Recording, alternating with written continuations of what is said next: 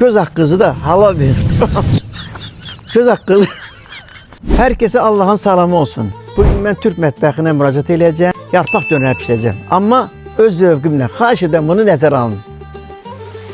Bunun üçün bizə lazımdır ət, soğan, ədviyalar. Suyu sıxılmış soğanı tökü ətin içinə.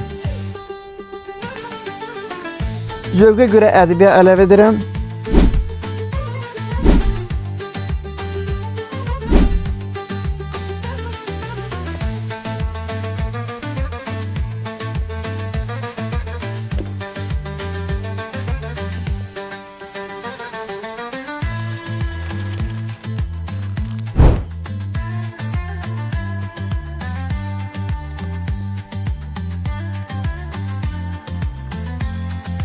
Yemek hazır olsun, kesək əsas xəbərə.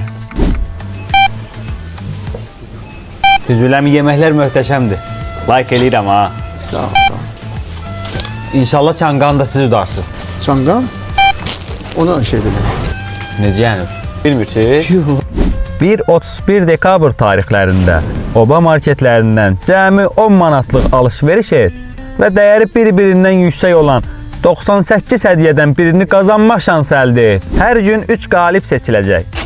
1 nəfər 100 manat, 2 nəfər 50 manatlıq bonus qazanacaq. Hər həftə isə bir iştirakçıya iPhone 17 Pro hədiyyə olunur. Və ən böyük uduş finalda səni gözləyir.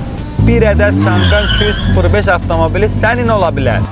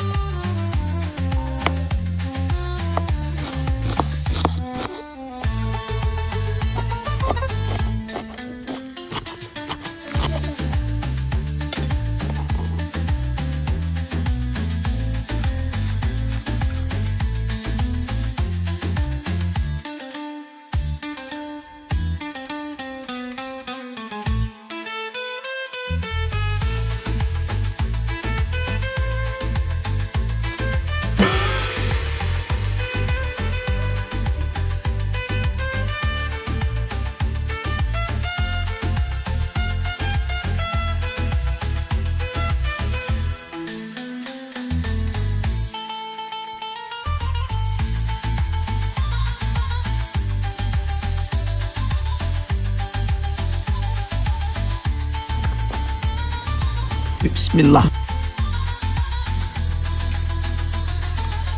Özlərimiz yaxşıdır. Ancaq bizim kebabın yerini vermir ha. Allah'tan arzum budur. Hər bir evdə ruzu bərəkət olsun.